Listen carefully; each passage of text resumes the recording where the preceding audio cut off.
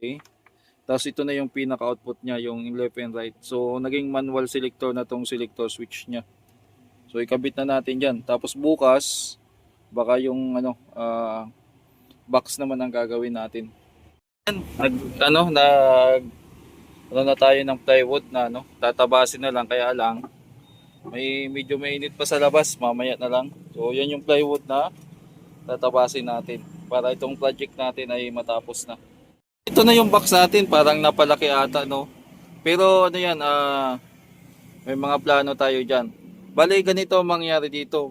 Hinahanapan natin ng tamang position yung paglalagyan, kasi pag ganyan, ito yung speaker, ipapatong yan dito. Titingnan natin kung saan yung pinaka the best na position niya na pwede siyang ilatag kasama yung transformer sa ano. So dito maglalagay pa tayo ng division niya para dito sa harapan. So maglalagay pa ako ng division diyan at paplanuhin ko pa ng maigi yan, mga boss. Matagal-tagal pa to. Update sa ginagawa natin, ito na, naglalagay na tayo ng brace dito. Ito natin ilalagay speaker, ito yung amplifier. So pinag-iisipan ko pa kung pahiga ba nasa ilalim yung amplifier or nasa baba yung speaker. So yan yung ginagawa natin dito ngayon. Yan yung mga detalye na isalpak natin dito, yung plywood para sa speaker. Sinukat ko na, sakto na yung ng speaker. Gagamitin na lang or sa sound check na lang. Kumbaga pwede siyang pang video okay rin kasi may bluetooth na rin pala, no? O matitesting to pag natapos. Tapos sa gilid na lang siguro kung ano pa yung ibang mga ilalagay ko diyang abobot. So dito kinakat na natin yan, may mga markings na para sa butas kung sakaling mag-screw tayo ng ayan. Tapos ayan na, yung speaker sakto na naikabit na natin. Ito na yung setup, baliktad lang yan. Ay, nahulog yung speaker. Baliktad lang yung setup na yan, pero patapos na. Ito yung input ng cord, tapos yung audio input natin ay ganito yung ginawa natin, PL na PL or TRS. Yan, output, audio output, ito speaker input, at saka speaker B output. Yan, yung pinaka left and right. So dito sa pag magte-testing tayo ng speaker, tweeter, dito tayo magko-connect. Ito naman yung papasok naman galing sa ibang amplifier. Kung mag-audio test tayo, dito tayo. Yan. So yung kinalas ko dito na nga pala, gagawin ko pa yan ng paraan kung paano diskarte niyan dito para hindi tayo masunugan ng speaker. Siguro sa labas na lang. Sa labas ko na lang gagawin yan. O sa labas ko na lang lalagyan yan para hindi gaano makalat. Tapos antenna pa pala. So antenna, tapos imamount pa natin yung amplifier kung saan bago natin to pinturahan. Kailangan mabutasan ko na muna. Okay? Yun lang, mga boss. Sa nasa labas silipin natin yung ayan, yung pinipinturahan ko. Ayan, pinapatuyo na lang. Ito yung pampintura natin. Papatungan pa natin ng yan. So isang coating lang. Dito lang naman natin gagamitin sa shop yan. Tapos pipinturahan natin ng itim, enamel. Kaya dito sa shop makalat pa talaga. Nga pala yung Kevlar na iba-vlog sana natin ay hindi na natin naabutan ng sound check kasi dumating na agad yung may-ari. Tinubos na. Kaya yan, kalat. Tapusin ko lang yung pinipinturahan ko. Pag matuyo na, ipisto natin dito. Dito na rin yung mga accessories niya eh. So ito na yung ginagawa natin. Medyo nirush na natin yung textured. Naka-textured to, mga boss, kaya parang ganyan. Tapos pintura na enamel. Medyo may amoy yung enamel. Ubusin ko lang yun, tapos hindi na ako mag-i-enamel kasi may amoy talaga eh. Kumbaga matagal mawala. So dito magkakabit na tayo ng mga wirings at saka tingnan nyo. Rush lang to, mga boss, at hindi na makagandahan yung gawa natin. Ang importante dyan ay yung function. Pintura lang para tumibay. or hindi naman gaanong mabulok agad yung kahoy, yung sa labas lang, yan. So nakaabang na dito yung paglalagyan natin ng board, tapos transformer, tapos wiring para sa ah yan, makalat pa nga yung piston natin. Kailangan na siguro natin tapusin talaga to para maikabit na natin. So dito may mga sobrang pintura, tatabasin ko pa yan kasi babangga. Ay hindi naman. Hindi naman pala. Kahit hindi ko natabasin. Itong sa ano lang. Itong sa dito lang siguro yan. Yan. Okay. So paglalagyan natin yan, speaker A o speaker B, output or speaker input, tapos audio input, audio output. Ganun siguro gagawin natin dyan. Wala pa akong markings. Kailangan siguro magsulat ako ng marking. O sulat kamay na lang siguro. para para i-ballpen ko na lang. Tapos i-tacker ko na lang siguro dyan. Ganun na lang siguro gagawin natin dyan. Galang mga boss.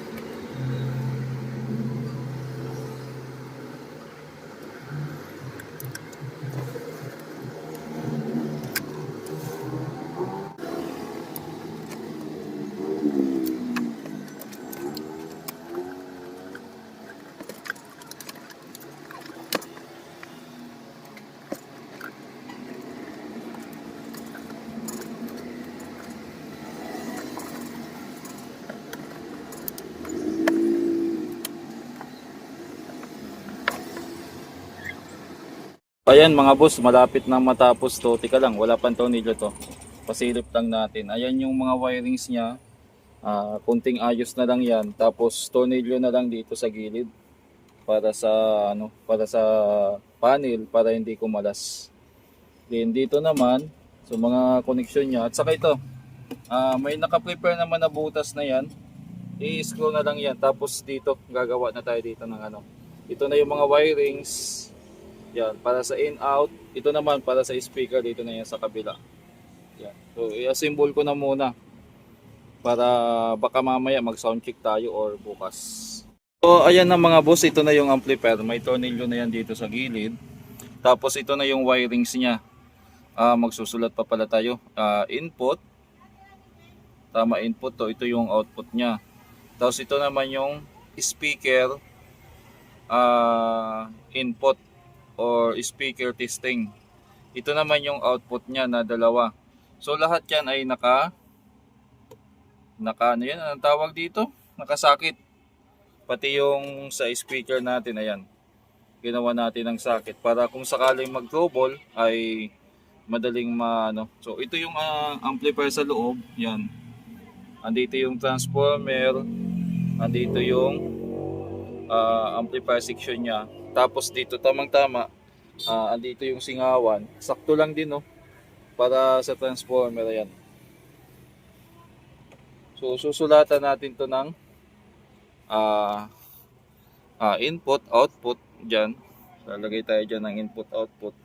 Tapos didikit na lang siguro natin para madaling tandaan. So siguro dito na lang. For the meantime, i-tacker na lang muna natin. Input, speaker output para madaling basahin. Tapos ito naman yung speaker in, yung sa taas speaker out.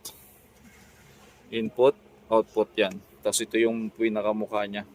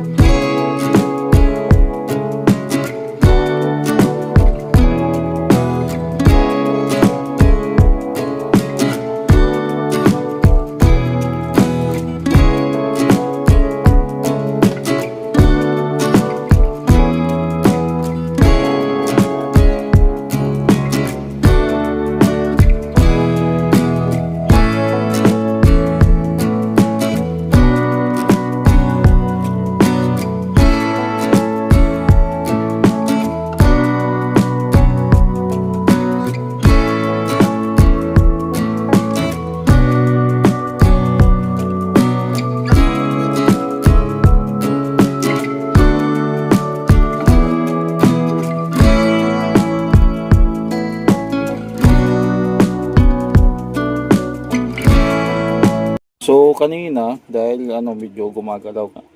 Ayan, in-screw natin. Naglagay tayo diyan ng brace, ayan oh. Suporta. So ngayon, pwede na natin ilagay ito.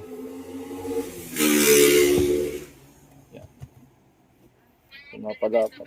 Napalapad nga yung ano mukha. Pero ano, binase lang natin dito sa ano sa pinaka-speaker niya. So nilgo na natin. At nang bukas kasi gabi na ngayon. Anong oras na ba? Mag-ating gabi na ata.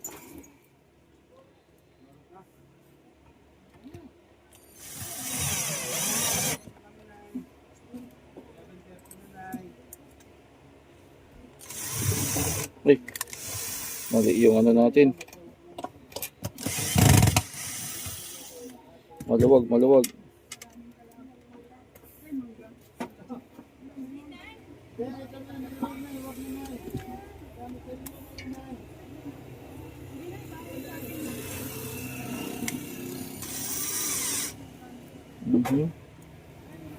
Napalaki ata butas natin.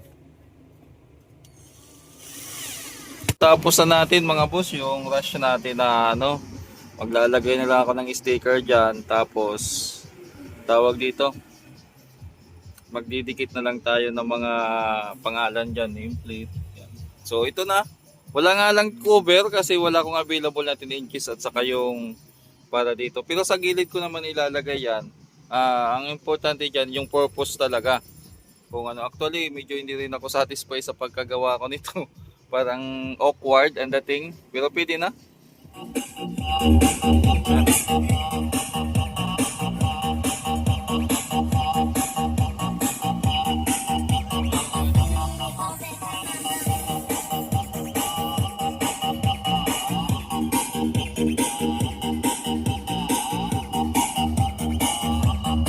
Manipis lang to.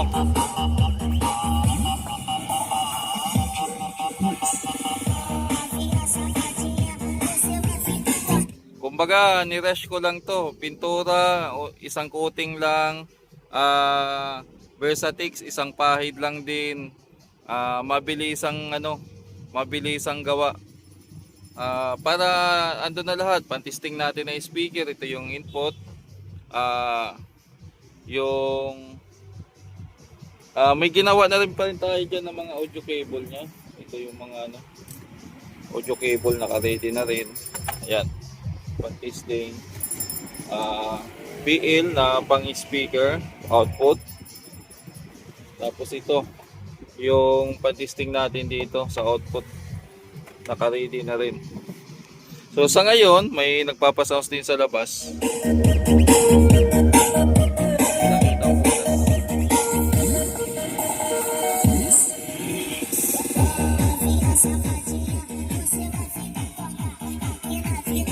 So sa tunog, okay naman siya, satisfied ako. Yung pagkagawa lang, yung pag-build ko lang ng kaha, parang hindi ako satisfied sa pagkagawa ko. Parang alam niyo yung, alam ko na may i-improve pa or pwede pang pagandahin. Kumbaga, yung pinaka-best ko, hindi ko na i-apply dito sa ano na to. Sa bagay, pang sarili lang din naman at saka hindi naman pang customer. So dito, parang anong nangyari, nung nakita ko siya, hindi ako 100% na satisfied, pero andun yung pagnanais na next time ay mas gagandahan ko pa, mas gagalingan ko pa para makapagawa tayo ng mas magandang box. So kalaban ko kasi yung time, yung oras. Andun lagi sa isip ko yung nirush ko para makapag-repair na tayo. Kasi ang purpose naman talaga niyan, kung anong pinaka-sole purpose naman yan ay na-achieve naman natin. Nakuha naman natin. So dito ko siya ilalagay. Yun lang, ulit-ulit. So mga boss, bahala na kayo kung may negative comment o ano, okay lang.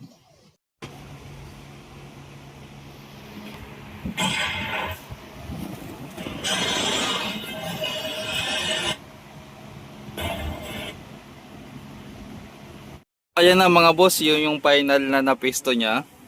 So ito yung wire niya, nakalusot yan dito sa ilalim. Naka ano yan. Napatungan ko na agad na mga tambak. Tapos naglagay tayo dito ng konting awang. Andito yung mga tools natin. Nga pala dito, hindi pa. Ayan pa yung kalat, andito pa sa baba oh. Ang dami ko pang lilinisin. Ayan pa. Nakakalat pa. Pero tapos na dito. Ito Ito yung mga tester natin, nakasabit na dyan. Naka-organize na yung mga tools. Para yung working table natin, malinis na. At saka yan, gumawa tayo na isa pang speaker box. Yan, pan-testing natin. Ito naman ay yung tinatawag nila na open baffles. Yan. Papansin nyo, bukas yan, yung likod. Open baffles ang tawag yan. Yan. Pan-testing lang naman yan eh, kaya kahit hindi nagaanong ma-base, okay lang. Ang ano dyan kasi, ang mga sobrang plywood na sobra doon, ritaso, yan, pinagtagpi-tagpi ko para ano, magawa. Kumusta ang tunog nito pag mga classical music? Sakto. Yung mga hindi ganong need ng heavy bass or masyadong low frequency. Mga love song, sentimental song, melo, pwede dito. So, meron din mga audiofiler na tawag dito, parang naa-addict or parang nakapokus sila sa open baffles or kumbaga mahirap yan, nasa dulo ng dila ko. Basta, mayroong mga tao, mayroong mga mahilig sa audio na mas naniniwala sila na mas maganda tunog kapag open baffles. So, hindi lahat ng speaker ay pwede sa open baffles. May mga binabagayan din yan. Kung subwoofer speaker ang gagamitin mo, tapos mag-open baffles ka, walang mangyayari dyan mga boss. So, ito, at saka may mga frequency range din kasi yan eh. So, yan lang siguro yung vlog natin. Hanggang dito na lang. Yan, lagay natin dito. Magkanipis lang din, oh. Yan.